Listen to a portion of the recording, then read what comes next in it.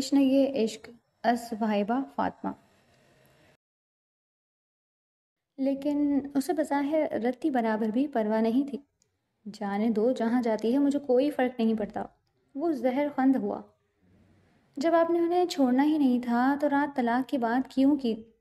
شامیر بری طرح جھنجھلایا تھا اسے تکلیف دینے کے لیے۔ میر ہادی نے بڑے اطمینان سے کہا تھا، انہیں تکلیف دے کر بھی پوری رات خود کیوں نہیں سوئے تھے؟ خود کیوں ساری رات آنکھوں میں کاٹ دی؟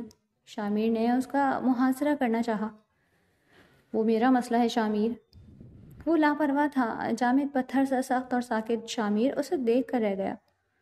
اب آگے کیا؟ ان کے پاس آپ کا بچہ ہے بھائی۔ شامیر اس کی ضد، ہٹ دھرمی، بے حسی اور خود اذیتی کی انتہا سے زچ ہو چکا تھا۔ شامیر چلو یہاں سے۔ وہ پھر سے پتھریلے لہجے میں بولتا اٹھ کھڑا ہوا۔ آپ کا کوئی سامان؟ شامیر یہاں کی کوئی چیز میری نہیں، کچھ نہیں لینا مجھے، وہ دھاڑا تھا۔ لیکن ہاں، اپنا آف کیا ہوا موبائل نم وحشت زدہ نگاہیں لیے چپکے سے جیب میں ضرور ڈال لیا۔ وہ دونوں وہاں سے نکل آئے تھے۔ وہ ترکی آئی تھی اور اب اپنی نانوں کے سینے سے لگی پھوٹ پھوٹ کر رو رہی تھی۔ وہ اب اس ملک میں نہیں رہ سکتی تھی۔ آخرکار اس بے درد ہٹ جائی کی یادداشت واپس آنے کے بعد اس کا یہی تو ٹھکانہ تھا۔ اس کا لاشعور یہ سب جھیلنے کے لیے ذہنی طور پر تیار تھا، یا ایک خوف تھا کہیں وہ اسے چھوڑ نہ دے۔ وہ خود کے ساتھ بندھی ایک امید کے ساتھ زندگی گزار سکتی تھی، لیکن اس کے نام کے بغیر بالکل نہیں۔ اسی لیے اس ظالم شخص سے منہ چھپا کر ترکی چلی آئی۔ طبیعت کافی بوجھل تھی۔ نانو کو ناکام محبت کا قصہ سنا کر بھی دل ہلکا نہ ہوا تو وہ زیادہ ٹینشن برداشت نہ کر سکی اور اپنے ہوش و حواس گنوا بیٹھی۔ وہ اس وقت حویلی میں اپنے کمرے میں موجود تھا۔ تمام کمرہ تہس نہس کر کے بھی دل میں بھڑکی آگ ٹھنڈی نہ ہو رہی تھی۔ ان دھماکوں کی آواز سن کر شامر دہل کر اس کے کمرے میں آیا تھا۔ اپنے بھائی کی ایسی اجڑی بکھری دردناک حالت دیکھ کر اس کی آنکھوں میں بھی آنسو آئے تھے۔ کمرے میں پڑی کرسی سے LLD دھماکے سے پھوڑتا وہ کوئی جنونی لگ رہا تھا۔ شامر نے اسے پشت سے قابو کیا۔ وہ اپنا آپ چھڑانے کی کوشش کرتا رہا۔ بھائی پلیز، خدا کے لیے سنبھالیں اپنے آپ کو اللہ کا واسطہ۔ شامر نے اسے جھنجھوڑ ڈالا، تب وہ پھوٹ پھوٹ کر روتا زمین پر سجدے کی حالت میں بیٹھتا چلا گیا۔ شامیر، میرا دل درد سے پھٹ جائے گا، میرے سینے میں آگ لگی ہے یار، میں مر جاؤں گا۔ وہ بے تحاشا روتے ہوئے بے بسی کے عالم میں اپنا سینہ مسلنے لگا۔ ابھی کچھ گھنٹوں پہلے کی بات تھی۔ نور پیر کے وقت اس نے اسلام آباد حمید والا ولا کے گیٹ پر ایک طوفان بدتمیزی مچا دی تھی۔ وہ اندر جانا چاہتا تھا، گارڈز کی ایک بھاری نفری اسے روک رہی تھی، لیکن اتنا ضرور تھا، وہ دیوکل ڈھیر سارے گارڈ اس پر ہاتھ نہیں اٹھا رہے تھے۔ اندر سے ایک ملازم آیا تھا اور اس نے میر ہادی کو اندر آنے کا کہا تھا۔ وہ آگ کا طوفان بنا توڑ پھوڑ مچاتا بنگلے کے بڑے سے لاؤنج میں داخل ہوا۔ مجھے تو پہلے سے ہی پتا تھا تم ایک ذہنی مریض ہو، آج تمہاری حرکتوں سے کنفرم بھی ہو گیا۔ تمہاری جرت، میری جرت کا اندازہ آپ یہاں سے لگا لیں کہ آپ کے ہی گھر میں آپ کی آنکھوں میں آنکھیں ڈال کر کھڑا ہوں۔ حالانکہ جانتا ہوں، آدھی دنیا جانتی ہے یہاں سے ہوا غائب بندہ دوبارہ نہیں ملتا۔ اس کے لہجے کا تمسخر اقبال حمید کو پوری طرح سلگا گیا تھا۔ لویزا کہاں ہے؟ وہ قہربار لہجے میں غرایا تھا۔ اب کی بار ایک تمسخرانہ سی مسکراہٹ اقبال حمید کے لبوں کو چھو گئی تھی۔ تم تو اس کو طلاق دے رہے تھے، تو اب کیوں دم ہلاتے آ گئے ہو یہاں؟ انہوں نے تاک کر وار کیا تھا۔ طلاق دے رہا تھا مگر نہیں دی۔ اب اسے اپنی معمولی سی باندھی جو بنا کر رکھنا ہے ساری زندگی، اس لیے لینے چلا آیا۔ وہ کافی اطمینان سے بولا تھا، جبکہ اقبال حمید کا چہرہ غیظ و غضب کی شدت سے لہو چھلکانے لگا۔ اپنی گھٹیا بکواس بند کرو اور دفع ہو جاؤ یہاں سے۔ وہ دھاڑے، لویزا فوراً سے پہلے باہر نکلو۔ وہ تحکم بھرے لہجے میں پکار رہا تھا۔ تمہاری اوقات اور حیثیت نہیں کہ میری بیٹی اپنے پاس رکھ سکو۔ اسے بھی شاید پتہ چل گیا تھا، اسی لیے تم سے جان چھڑا کر ملک چھوڑ کر بھاگ گئی۔ اقبال حمید نے اب کی بار انتہائی متنفر سے لہجے میں کہا تو مہر ہادی کی رگیں یوں پھول گئیں جیسے ابھی پھٹ پڑیں گی۔ یہ تو آپ بھی جانتے ہیں اور میں بھی کہ وہ مجھ سے جان چھڑا کر نہیں بھاگی، اس لیے بھاگی ہے کہ کہیں میں اسے چھوڑ نہ دوں۔ ایسے ہی ہے نا؟ آخر عشق کرتی ہے مجھ سے، کیسے برداشت کر سکتی ہے میں اسے چھوڑ دوں؟ تبھی میری وجہ سے آپ کو چھوڑ گئی۔ وہ ان کا تمسخر اڑا رہا تھا۔ مجھے امید ہے وہاں رہ کر اس کے سر سے عشق کا بھوت جلد اتر جائے گا، تب اسے خلا دینے کے لیے تیار رہنا۔ وہ بھڑک اٹھے۔ وہ بھوت تو اس کے سر سے کبھی نہیں اترے گا. خیر آپ کا یہ خواب ہی رہ جائے گا کہ میں اسے چھوڑوں گا یا وہ مجھ سے خلا لے گی. آخر مرتی ہے مجھ پر، میں کہوں گا تو اپنی جان بھی دے دے گی جیسے پہلے دینے کی کوشش کی تھی. ہر بات سے باخبر ہوتے ہیں آپ، یہ بھی اچھے سے جانتے ہوں گے وہ میری خاطر ایک مرتبہ خودکشی کی کوشش کر چکی ہے. میرے ایک اشارے پر میری ملازمہ بھی بن جائے گی. شٹ شٹ یور ماؤتھ گھٹیا بغیرت انسان، اور اس سے پہلے میں تمہیں شوٹ کر دوں دفع ہو جاؤ یہاں سے. اقبال حمید حلق کے بل دھاڑے تھے. خیر وہ تو آپ چاہ کر بھی مجھے نہیں کر سکتے. آخر آپ کی جان سے پیاری بیٹی کی جان جو مجھ میں اٹکی ہوئی ہے. وہ جاتے جاتے بھی انہیں آگ لگانا بھولا نہیں تھا، لیکن بنگلے سے نکلتے ہی اسے یوں لگا تھا اس کے دماغ میں چھوٹے چھوٹے دھماکے ہو رہے ہیں. وہ اسے چھوڑ گئی تھی، یہ بات ناقابل برداشت واقع ہوئی تھی، اور اب وہ سب کچھ تہس نہس کرنے کے در پہ تھا. بے دریغ روتے اپنے آنسو بے دردی سے رگڑ ڈالے، ایک دم سیدھا ہو کر زمین پر پرسکون ہو کر بیڈ سے ٹیک لگا کر سگریٹ سلگا کر اپنے انابی لبوں میں دبائی تھی. شامر بے بسی سے اسے دیکھتے گیا. کتنی نادان ہے نا جو سمجھتی ہے میں جھک جاؤں گا. وہ چلی گئی اور اسے لگتا ہے مجھ جیسا انا پرس اس کے پیچھے جائے گا. کتنی بھولی ہے نا. وہ اب بھیگی لہو چھلکاتی آنکھیں لیے ہنس دیا. بھائی آپ دونوں کی اس سنا کی جنگ میں اس ننھی جان کا کیا قصور ہے یار. شامیر اپنے خاندان کے سوٹ کے لیے تڑپ رہا تھا. تبھی اسے ہوش دلانے کی کوشش کی، مگر وہ تو اپنا حساب کتاب سود و زیاں ہار جیت کے گورکھ دھندے میں الجھا ہوا تھا. اسے اپنی یا کسی اور چیز کی ہوش ہی کب تھی. وقت بہت سبک رفتاری سے گزر رہا تھا. ڈلیوری کے نزدیک وہ نانو کے ہمراہ پاکستان واپس آ گئی تھی. نانو کا گھر اسلام آباد بحریہ ٹاؤن میں تھا. اقبال حمید نے اسے بے حد فورس کیا کہ وہ اپنے گھر آئے، لیکن جانے کیوں وہ حمید ولا واپس نہیں آنا چاہتی تھی. لویزا کی طبیعت بہت خراب رہتی تھی. نانو سعدیہ خاتون نے اسے ہتھیلی کا چھالا بنا رکھا تھا. ڈاکٹرز کے مطابق وہ بہت زیادہ ڈپریشن میں تھی. لویزا نے لاکھ چاہا تھا کہ وہ اس کے بارے میں نہ سوچے، مگر اپنی لامتانی سوچوں پر اختیار ہی کب تھا، اور اس کے پورے دن چل رہے تھے جب اچانک اس کے بابا اس کے پاس چلے آئے. اس کی طبیعت بہت خراب تھی، اسی لیے اسے گھر میں ہی ڈرپ لگی ہوئی تھی. اقبال حمید اس کے سہانے بیٹھے اس کا سر دبا رہے تھے. چہرے پر گہرا دکھ اور آنکھوں میں اپنی بچی کی دگرگوں حالت دیکھ کر نمی تھی. بابا اس عرصے میں وہ کبھی میرا پوچھنے آئے تھے؟ لویزا کی نکاحت بھری آواز میں کیے گئے سوال پر اقبال حمید کے دل و جاں جیسے سلگ اٹھے تھے. نہیں، وہ نہیں آیا کبھی. اقبال حمید نے بڑی دقتوں سے کہا. اگر سچ بتاتے تو کیا کہتے؟ وہ کیا کہنے آیا تھا کہ ان کی بیٹی کو لے جا کر اپنی باندی یا ملازمہ بنانا چاہتا ہے؟ اس سے اچھا تھا اس حالت میں انہوں نے اسے جھوٹ بول دیا. یہ سن کر لویزا کے سینے میں کچھ چھناکے سے ٹوٹا تھا. تبھی بے آواز آنسو کنپٹیوں سے گر کر تکیا بھگونے لگے. اس کی اتنی طبیعت خراب ہوئی کہ گھر سے اسے ہاسپٹل منتقل کرنا پڑا. اسی رات اس نے ایک چاند سے بیٹے کو جنم دیا تھا جو ہو بہو اپنے باپ کی کاربن کاپی تھا. تیکھے کھڑے مغرور نقوش پوری طرح اپنے باپ سے چرا کر وہ لویزا کی گود میں تھا. زارون میر ہادی. لویزا زرد رنگت لیے اسے گود میں لیے بیٹھی تھی. اقبال حمید اور نانو اس کے پاس تھے. منظر مکمل ہو کر بھی پوری طرح ادھورا تھا. لویزا کے آنسو اس کے اندر ہی کہیں سینے میں گرتے برف ہونے لگے. وہ بے حس شخص بظاہر خود پر بے حسی طاری کیے ہوئے تھا، لیکن اس نے اسے ڈھونڈنے کو پورے اسلام آباد کی خاک چھان لی. پھر بہت ہی زیادہ مشکلوں سے میر ہادی کو پتہ چلا تھا وہ دل و جاں کا آزار بنی لڑکی ترکی میں ہے. تب وہ ترکی بھی گیا تھا، لیکن اسے وہاں بھی کچھ نہ ملا. وہ اپنے بچے کے لیے بھی اتنا تڑپا تھا جتنا ایک باپ تڑپ سکتا تھا، لیکن اس کے بس میں بھی کچھ نہیں تھا. تب اس کے دل میں اقبال حمید کی نفرت دن بدن بڑھتی ہی گئی، جس نے نہ اسے یہ بتایا تھا کہ وہ کہاں پر ہے، بلکہ اپنی تمام طرز سورس استعمال کر کے رانا میر ہادی کو اس سے دور رکھا تھا.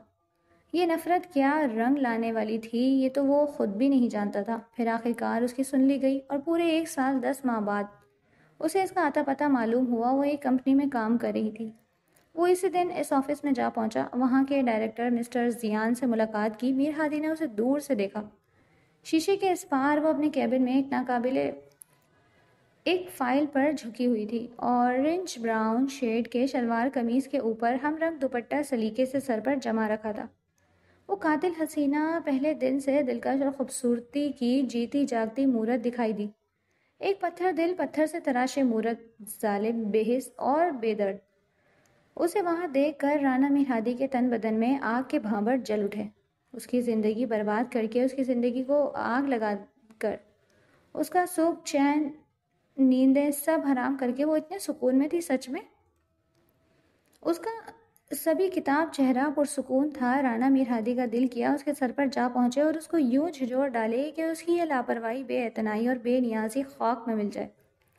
وہ کوئی ایسا ہی عزم لیے وہاں سے نکلا تھا. رانا میر ہادی کا ارادہ اس پرسکون اور ہموار جھیل میں ایک بڑا پتھر پھینک کر ایسی ہلچل مچانے کا تھا کہ اس کا بھی سکون، چین، نیندیں سب برباد ہو جائے. سر پر ایسا جنون سوار تھا کہ نہ اپنے نقصان اور خسارے کی رتی بھر بھی پرواہ نہیں کی، اور اس ڈوبتی کمپنی کے ساتھ 60% شیئرز خرید ڈالے. زارون یار، کپڑوں سے کیا پرابلم ہے آخر تمہیں؟ کیوں ننگا رہنا پسند کرتے ہو؟ بے حیا نہیں آتی؟ وہ 1.25 سالہ زارون پیچھے بھاگ بھاگ کر پاگل ہو گئی تھی، جو اس کے ہاتھ آتے آتے چکنے گھڑی کی طرح پھسل جاتا تھا. آفس جانے کے لیے کافی لیٹ ہو چکی تھی. اس کے بابا نے زارون کے لیے دو گورننس رکھ کر دے رکھی تھی. زارون تقریباً 9 ماہ کا تھا جب اپنی سوچوں اور اذیتوں سے چھٹکارا حاصل کرنے کو اس نے اسلام آباد میں ایک ملٹی نیشنل کمپنی میں جاب کر لی تھی. زارون بے حد شرارتی اور ہائپر ایکٹیو بچہ تھا جسے سنبھالنے میں لویزا کے دانتوں سے پسینہ چھوٹ جاتا. ہوتا بھی کیوں نہیں، آخر رانا میر ہادی کا خون تھا. لویزا اقبال کا جینا حرام نہ کرتا تو کس کا کرتا؟ وہ مشکل سے کپڑے پہنا کر نانو کے حوالے کیا اور خود جلدی سے تیار ہو کر گاڑی لے کر آفس کے لیے نکلی. راستے میں اسے اقبال حمید کی کال آئی تھی. ٹریفک سگنل پر رک کر فون کو دیکھ اس نے انتہائی بیزارگی سے کال پک کی. السلام علیکم پاپا، کیسے ہیں آپ؟ لہجہ کافی پرتکلف تھا. وعلیکم السلام، کیسا ہے میرا بچہ؟ اور ہمارا جگر گوشہ کیسا ہے؟ وہ زارون کی بات کر رہے تھے. بالکل ٹھیک ہے پاپا، بہت پریشان کرتا ہے. وہ اب مدعا بھلائے ان سے نارملی گفتگو کر رہی تھی، لیکن پھر ہاں تو جب اس کا کوئی سرپرست ہوگا تو تمہیں اسے اکیلے بالکل نہیں سنبھالنا پڑے گا. لیزے خدا کے لیے مان جاؤ، کورٹ سے خلا لینا میرے بائیں ہاتھ کا کھیل ہے. میرے دوست کا بیٹا بہت سلجھا ہوا ہے. لیزے وہ زارون کو بھی اپنانے کے لیے. خدا کے لیے پاپا بس کر دیں، آپ میرا جواب جانتے ہیں تو کیوں کرتے ہیں میرے ساتھ ایسا؟ آپ جانتے ہیں میں مر سکتی ہوں لیکن اس رشتے سے الگ نہیں ہو سکتی. اب آپ نے دوبارہ مجھ سے اس متعلق بات کی تو میں آپ سے بات نہیں کروں گی پاپا. وہ آج چٹک پڑی، اسی لیے جب بولی تو بولتی چلی گئی. میں اسے راستے سے ہی ہٹا دوں گا، نفرت انگیز لہجے میں کہتے وہ دھاڑے تو لویزا کے پیروں تلے سے زمین کھنچ گئی. یوں لگا جسم سے جان کھینچ لی گئی ہو. تب میرے جنازے کو بھی کندھا دینے کے لیے تیار رہی گا آپ. غم و غصے کی انتہا سے آواز پھٹ گئی. اس نے کہتے فون بند کرے، ایئرپورٹ نکال کر پیسنجر سیٹ پر اچھالا. اس کا دماغ پوری طرح الٹ چکا تھا. آفس پہنچ گئی تھی، اسی لیے گہرے گہرے سانس بھرتے خود کو نارمل کیا. بمشکل خود کو سمیٹتی عمارت کی دوسری منزل پر لائی اور اپنے کیبن میں آ گئی. آفس کا ماحول بہت ہی زیادہ اچھا اور دوستانہ تھا، جسے فی الحال کمپنی کے مالک مسٹر کمال کے بیٹے مسٹر زیان دیکھ رہے تھے، کیونکہ کافی دنوں سے مسٹر کمال کی طبیعت ناساز تھی. شادی شدہ مسٹر زیان بھی کافی نفیس طبیعت کے مالک تھے، جو تمام امپلائی سے کافی احترام سے پیش آتے تھے. ان کی موجودگی میں آفس کی ہر لڑکی بے حد کمفرٹیبل محسوس کرتی تھی. 2 ماہ پہلے کمپنی خسارے میں چل رہی تھی، تب کسی دوسری کمپنی نے اس کمپنی کے 60% شیئرز خرید کر اس میں بڑی سرمایہ کاری کی تھی. تب کمپنی دوبارہ چل پڑی. آج بھی آفس میں کافی افراتفری کا عالم تھا. سنا تھا کہ آج کمپنی کے شیئرز خریدنے والے مالک تشریف لا رہے ہیں اور باقاعدہ آج سے جوائن کرنے والے. لیکن اسے آج کسی چیز میں دلچسپی محسوس نہیں ہوئی تھی. دماغ مختلف سوچوں کی اماج گاہ بنا ہوا تھا. دن بدن پاپا کا اصرار بڑھتا جا رہا تھا کہ وہ اپنی زندگی کے متعلق کوئی حتمی فیصلہ لے، جس کی وجہ سے اس کو بے حد ذہنی دباؤ کا سامنا کرنا پڑ رہا تھا. اسے آفس سے بلایا کیونکہ وہ زیان صاحب کی پرسنل اسسٹنٹ تھی. وہ ضروری فائلز اٹھا کر آفس تک آئی. ہلکی دستک دے کر اندر داخل ہوئی، تبھی دروازے پر ہی قدم جم سے گئے تھے. سانس سینے میں ہی کہیں اٹک گیا. وہ سانس نہیں لے سکتی تھی. حملہ بہت اچانک ہوا تھا. وہ اپنی جگہ پر پتھرا سی گئی تھی. تقریباً 2.25 سال بعد وہ پتھر دل، درد گر شخص اپنی تمام تر وجاہت، غرور اور تمکنت سمیت سیاہ ڈنر سوٹ میں ٹھیک اس کے سامنے باس والی سیٹ پر بڑی شان سے برجمان تھا. میر ہادی نے ایک اچٹتی سی نگاہ اس کے ہونک اور حیرت سے پھیلتی کتھئی آنکھوں پر ڈالی. بے شک اس سے نگاہ ہٹانا میر ہادی کے لیے دنیا کا مشکل ترین کام تھا، لیکن پھر بھی. اور نگاہ پھر اپنے موبائل پر جما دی. آئیے مسز لویزا بیٹا، فائلز ریڈی ہیں. زیان صاحب کو ہی اسے مخاطب کرنا پڑا جو دروازے میں جمی ہوئی تھی. جی سر، وہ فوری طور پر سنبھلی۔ وہ شخص مکمل اجنبیت اختیار کیے ہوئے تھا۔ لویزا کے دل و دماغ میں درد کے جھکڑ سے چلنے لگے، لیکن پھر بھی خود پر قابو پائے رکھا۔ آگے بڑھی اور زیان صاحب کو فائلیں پکڑا دیں۔ لویزا، ان سے ملیے، یہ مسٹر رانا میر ہادی ہیں، آپ کے نئے باس۔ آج سے آپ ان کو اسسٹ کریں گی۔ زیان صاحب نے کہتے اس کے جسم سے رہی صحیح جان بھی نکال دی۔ اس کی زبان تالو سے چپک گئی۔ زیان صاحب نے اسے کچھ ضروری کام کی ہدایت دی اور جانے کا کہا تو وہ سر پر پیر رکھ کر آفس سے بھاگی اور اپنے کیبن میں آ کر گہرے گہرے سانس بھرے۔ یہ کیسے ہوا؟ کیوں ہوا تھا؟ محض اتفاق تھا یا کچھ اور؟ وہ بالکل سمجھ نہیں پا رہی تھی۔ سوچ سوچ کر پاگل ہوتے اس کا دماغ سن ہو گیا تھا۔ دراصل اب وہ خود میں اتنی بھی سکت نہیں پا رہی تھی کہ اس سنگ دل ہر جائی کے مزید تانے تشنے، کڑوی زہریلی باتیں یا کوئی ایسا فیصلہ سنتی جسے سن کر وہ واقعی مر جاتی۔ تبھی لمحوں میں ایک نتیجے پر پہنچی تھی۔ میر ہادی اسے آفس سے باہر جاتا دکھائی دیا تھا۔ تب محض 5 منٹ میں اس نے اپنا ریزائن لیٹر ٹائپ کر کے اس پر سائن کیا اور دستک دے کر زیان صاحب کے آفس میں داخل ہوئی۔ کہیے لویزا بیٹا، آپ کو کچھ کہنا ہے؟ زیان صاحب نے حسب معمول سے بات کرتے جھجکتے دیکھا تو نرمی سے پوچھا۔ سر، یہ میرا ریزائن لیٹر ہے، پلیز اسے ایکسیپٹ کر لیں، اس نے دھیمے سے کہتے ٹیبل پر اپنا استعفیٰ رکھا تو زیادہ۔ زیان صاحب ششدر سے ہوتے اس کی جانب دیکھا اور ریزائن لیٹر اٹھا کر پڑھنا شروع کیا۔ ادھر رانا میر ہادی جو دروازے میں کھڑا تھا، اس کے پیر وہیں دروازے میں ہی جم گئے۔ آپ نے اس میں کمپنی سے ریزائن کرنے کی کوئی ٹھوس وجہ نہیں لکھی بیٹا؟ ان کے پوچھے گئے ایک ویلڈ سے سوال پر لویزا اپنے ہاتھوں کی انگلیاں مروڑ کر رہ گئی، مگر اگلے ہی پل اسے دھچکا سا لگا تھا جب زیان صاحب استعفیٰ دینے کی وجہ کی تہ تک پہنچ گئے۔ نئے باس کی وجہ سے ریزائن دے رہی ہیں لویزا؟ تو آپ انتہائی کم عقلی اور غیر سنجیدگی کا مظاہرہ کر رہی ہیں۔ کسی کو جانے پرکھے بغیر آپ کس طرح کسی کا کریکٹر اسیسمنٹ دے سکتی ہیں؟ وہ اب اس سے باز پرس کر رہے تھے۔ لویزا کیا کہتی، خاموش رہی۔ لویزا بیٹا، رانا امیر ہادی بظاہر بہت روڈ لگتے ہیں لیکن ہیں بہت نفیس اور با کردار۔ وہ بہت بے ضرر ہیں۔ جی بالکل، یہ مجھ سے زیادہ اور کون جان سکتا ہے کہ وہ کتنے بے ضرر ہیں؟ پاگل، بے نتھا بیل، قصیر اور گھمنڈی۔ اچھا میری بات مانیں، میرے کہنے پر 1 ہفتے تک اپنی جاب کنٹینیو رکھیں۔ اگر کوئی بات بری لگی یا یہاں آپ کے مزاج کے خلاف ہوئی تو میں اسی وقت یہ ریزائن ایکسیپٹ کر لوں گا۔ زیان صاحب نے نرمی سے کہا تو لویزا نے گہری سانس خارج کرتے اس بات میں سر ہلایا۔ زیان صاحب نے وہ لیٹر اٹھا کر دراز میں رکھ دیا۔ لویزا چپ چاپ کمرے سے باہر نکلی۔ میر ہادی تیزی سے دیوار کی اوٹ میں ہوا تھا۔ وہ اپنے کیبن میں چلی گئی۔ اس کے بعد آف ہونے تک وہ پورا دن اسے دکھائی نہ دیا۔ اس نے ایک دھماکے سے پاس پڑا گلدان اٹھا کر دیوار پر پھوڑا، یعنی کہ اس کی اتنی ہمت تھی کہ میر ہادی کے وہاں آنے پر پھر سے وہاں سے فرار حاصل کرنا چاہتی تھی۔ لیکن اب کی دفعہ میں تمہارا قبر تک پیچھا کروں گا لویزا میر ہادی۔ میر ہادی کا خون خواہ مخواہ کھولتا رہا۔ وہ لاؤنج میں زارون کو سریلیک کھلا رہی تھی اور سامنے بیٹھے اپنے پاپا کو جو نانو سے باتوں میں مشغول تھے بری طرح نظر انداز کر رہی تھی۔ اقبال حمید کب سے اس کی خاموشی نوٹ کر رہے تھے، جب یوں لگا لان میں ایک طوفان بدتمیزی سا برپا ہوا ہے۔ یہ کیا ہو رہا ہے یہاں؟ اقبال حمید گارڈز پر چلائے تھے، لیکن اگلے ہی لمحے ان کا پارا آسمان چھونے لگا جب رانا شامیر دریاب گارڈز کو پیچھے دھکیلتا لاؤنج میں داخل ہو چکا تھا۔ لویزا اسے دیکھ دم ساتھ گئی تھی۔ تمہاری جرت کیسے ہوئی ادھر کا رخ کرنے کی؟ میں تمہیں شوٹ کر دوں گا۔ اقبال حمید دھاڑے، مگر شامیر کسی کی جانب متوجہ نہیں تھا۔ اس کی جان تو اس ننھی سی جان میں جان اٹکی تھی۔ اس کے چھوٹے چھوٹے نین نقوش ہو بہو اس کے بھائی سے ملتے تھے۔ شامیر نے لپک کر زارون کو اپنی باہوں میں بھرا۔ خبردار میرے نواسے کو ہاتھ لگایا، میں تمہاری یہ غلیظ ہاتھ توڑ دوں گا، آج تو دونوں بھائیوں کو جہنم واصل کر کے ہی دم لوں گا۔ کہتے اقبال حمید شامیر کی جانب لپکے تھے، مگر درمیان میں لویزا آ گئی۔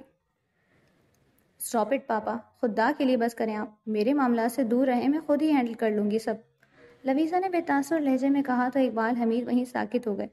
شامیر دیوانوں کی طرح زارون کو پیار کر رہا تھا اور حیرت انگیز طور پر نہ وہ رویا نہ گھبرایا، بلکہ اپنی بڑی بڑی آنکھوں سے ٹکر ٹکر اس شخص کو دیکھے جا رہا تھا۔ بھابھی باہر گاڑی میں بھائی زارون کا انتظار کریں، میں اسے ان سے تھوڑی دیر ملوا لاتا ہوں، وہ اپنے بیٹے سے ملنے کے لیے تڑپ رہے ہیں۔ شامیر نے لویزا کی جانب دیکھ کر اسے پوچھا نہیں تھا، صرف بتایا تھا۔ وہ بالکل ساکت تھی، لیکن اقبال حمید کو پتنگے ضرور لگے۔ لویزا یہ غلطی مت کرنا، وہ پاگل آدمی ہمارے بیٹے کو چھین لے گا ہم سے، اقبال حمید چلائے۔ لویزا نے کچھ کہنے کو منہ کھولا، مگر اس سے پہلے ہی شامر بول اٹھا۔ ہم جیسے بھی ہیں کم از کم آپ جتنے کم ظرف نہیں ہیں جنہوں نے ایک بیوی کو اس کے شوہر سے اور ایک بیٹے کو اس کے باپ سے چھین کر الگ کیا ہو۔ شامل کے متنفر لہجے میں گہری کاٹ تھی۔ اقبال حمید کے چہرے کا رنگ بدل گیا تھا، جبکہ لویزا نے حیرت سے شامل کی جانب دیکھا۔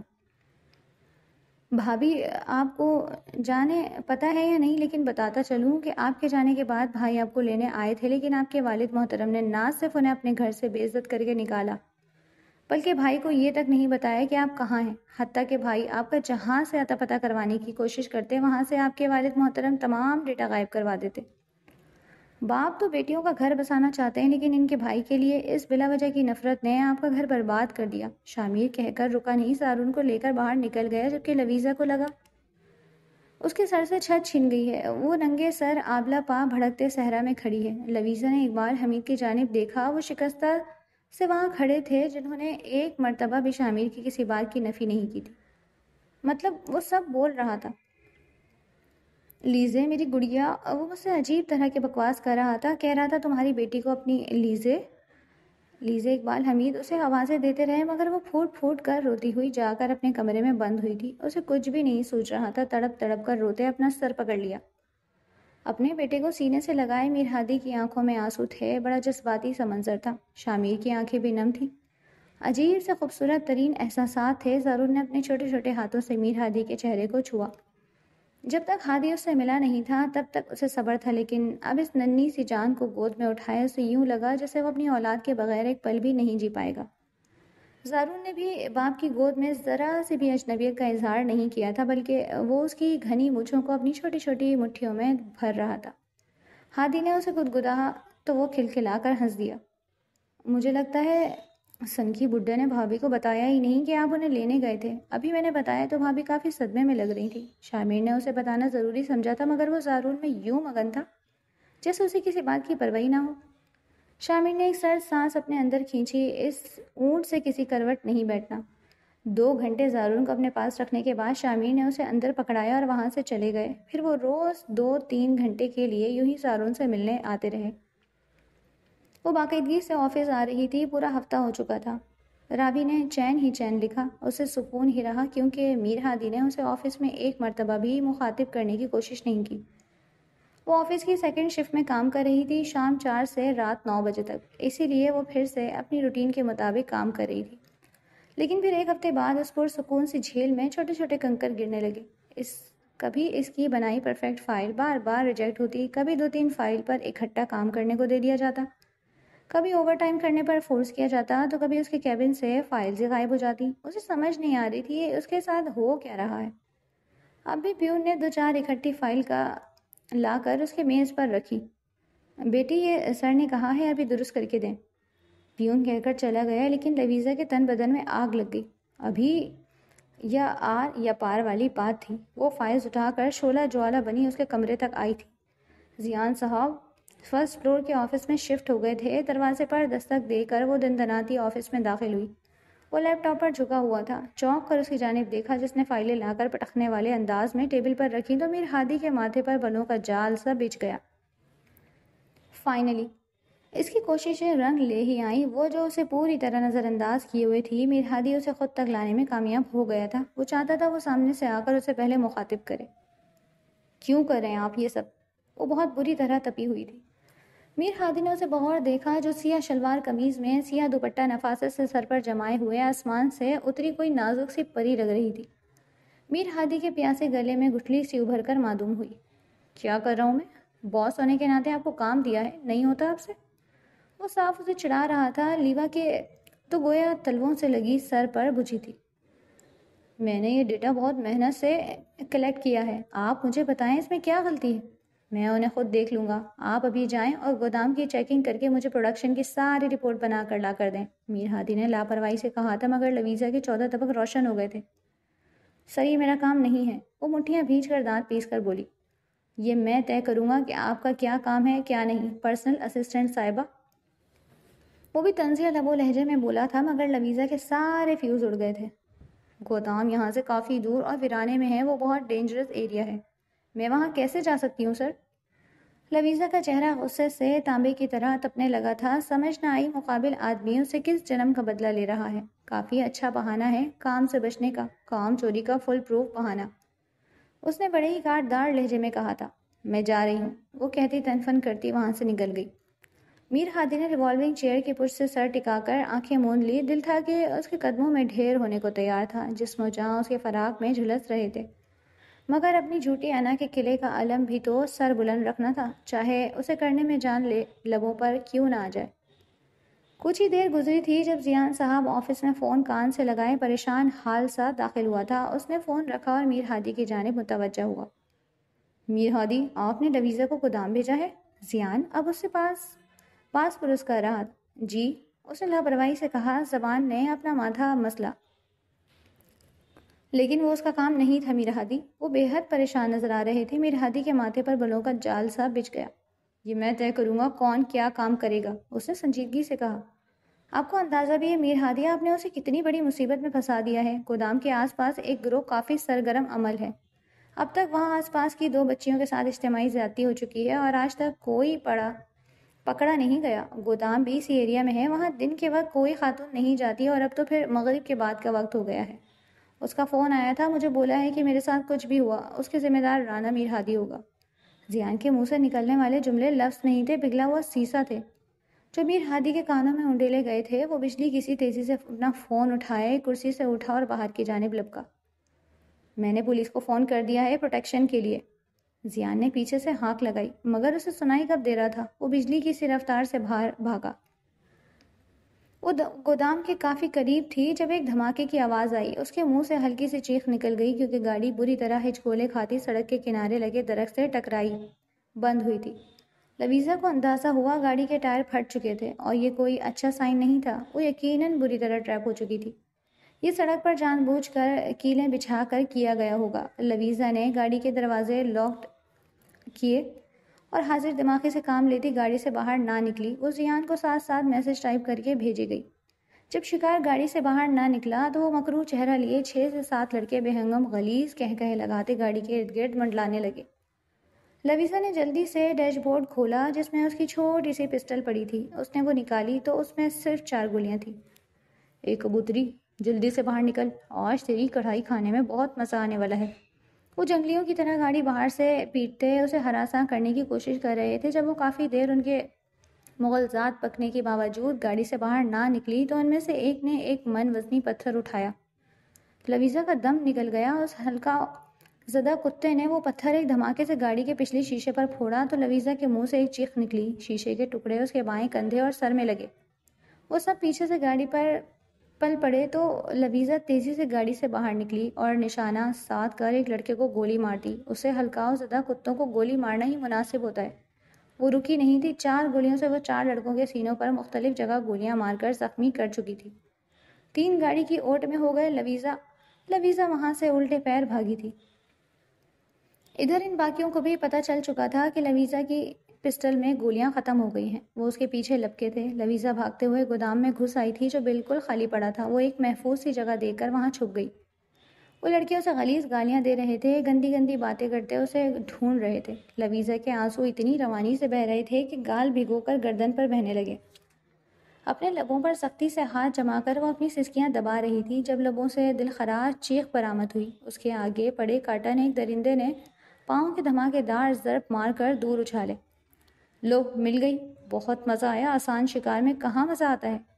جو اس کے سر پر کھڑا تھا وہ خباثت سے بولا. وہ تینوں اس کی جانب بڑھنے لگی. لویزا کھڑکی سے باہر ایک چہرہ دیکھتے خود ہی نکل کر باہر آئی. تم درندوں سے کوئی گلہ نہیں، لیکن شاید میرا شوہر مجھے بے آبرو کروانا چاہتا ہے تبھی تو خود ہی یہاں بھیج دیا. وہ لہجے میں زہر لیے چلا کر بولی تھی. وہ تینوں ہونکوں کی طرح اسے دیکھ رہے تھے. ان میں سے ایک اچھے سے اسے چھو لیتا جب فضا میں کان پھاڑ فائر کی آواز آئی اور اس شیطان کا ہاتھ چٹک کر بازو کے ساتھ لٹک گیا. لویزا نے اپنے کان بند کیے تھے. یک کے بعد دیگرے 3-4 فائر ہوئے اور وہ تینوں کٹے بکروں کی طرح زمین پر لہو میں نہائے تڑپنے لگے. پولیس اور کچھ سیاہ نقاب پوش وہاں تیزی سے پھیل گئے تھے جبکہ رانا میر ہادی جو اس کی گوہر افشانی سن چکا تھا لال بھبوکا اور لہو چھلکاتی نگاہیں اس تک لپکا اور اسے کلائی سے تھام کر اپنے ساتھ گھسیٹتے باہر نکلنے لگا جو پہلے ہی شدت سے رو رہی تھی. کندھے اور ماتھے کے زخموں سے خون رس رہا تھا۔ چھوڑیں مجھے، آپ کیا لینے آئے تھے یہاں؟ میری بے بسی کا تماشا دیکھنے یا مجھے بے آبرو ہوتے؟ Shut up! وہ یوں دھاڑا تھا کہ لگا گلے میں خراشیں پڑ گئی ہیں۔ ادھر وہ اس سے زیادہ ضبط نہیں کر پائی تھی، تبھی میر ہادی نے بوکھلا کر اسے سنبھالا تو جو بہادری سے لڑتی اب اس ہرجائی کو اپنے سامنے پاتے اپنے ہوش گوا بیٹھی تھی۔ لیزا! میر ہادی نے تڑپ کر اسے پکارا مگر وہ سن کب رہی تھی۔ اس نے اسے اپنی گاڑی میں ڈالا اور تیزی سے وہاں سے لیے نکلا۔ بھاری ہوتے سر کے ساتھ جب لیزا کو آنکھ کھلی تو وہ اپنے کمرے میں اپنے بیڈ پر محو استراحت تھی، جبکہ نانو اس کے سرہانے بیٹھی اس پر آیت پڑھ کر پھونک مار رہی تھی۔ اس کے سر اور کندھے پر پٹی بندھی ہوئی تھی، زارون پاس ہی اس کی آغوش میں سویا ہوا تھا۔ وہ اٹھ بیٹھی کیونکہ نانو کو زیادہ پریشان نہیں کر سکتی تھی۔ مجھے یہاں کون چھوڑ کر گیا نانو؟ اس نے بے تاثر لہجے میں پوچھا۔ تمہارا شوہر، نانو نے سنجیدگی سے جواب دیا تو وہ اپنے لب بھینچ کر رہ گئی۔ آخر تم لوگ اس مسئلے کا کوئی حل نکال کیوں نہیں لیتے؟ نانو اس کی گوشمالی کرنے بیٹھ گئیں تو لویزا نے کراہ سی بھری۔ وہ کچھ نہیں بول پائی تھی، کیا بولتی؟ چپ چاپ آنکھوں پر بازو رکھے پھر سے لیٹ گئی۔ آپ دعا کرنا نانو اس مسئلے کا جلد سے جلد کوئی حل نکل آئے، اس نے یاس بھرے لہجے میں کہا اور سونے کی کوشش کرنے لگی۔ وہ آج 2 دن کے بعد آفس آئی تھی، سب نے اس کی خیر خیریت پوچھی تھی۔ اس کے ٹیبل پر گیٹ ویل سون کے کارڈ اور پھول بکھرے ہوئے تھے۔ ابھی آفس میں 1 گھنٹہ ہی گزرا تھا جب گھر سے ایک جان لیوا سی فون کال آئی اور وہ سب کچھ چھوڑ چھاڑ میر ہادی کے کیبن کی طرف بھاگی۔ بغیر دروازہ نوک کیے آفس میں داخل ہوئی تو میر ہادی نے اسے چونک کر اسے دیکھا۔ میرے گھر میں ایمرجنسی ہو گئی ہے، مجھے ابھی اسی وقت گھر جانا ہوگا، اس نے سرد و سپاٹ سے لہجے میں کہا تھا۔ کہیں نہیں جا سکتی ہیں آپ، چپ چاپ اپنے کیبن میں جائیں۔ وہ گویا بھڑک اٹھا۔ بھاڑ میں جائیں یہ نوکری اور آپ، میں جا رہی ہوں، میرا ڈیزائن اسی ٹیبل کے دراز میں پڑا ہے، وہ کہہ کر نکل گئی اور میر ہادی سانس روکے بند دروازے دیکھے گیا۔ لیکن اسی لمحے اسے اپنے فون پر شامر کی کال آئی جو اس نے بے دلی سے ریسیو کی، مگر سامنے سے جو سننے کو ملا وہ رانا میر ہادی کی جان نکالنے کو کافی تھا۔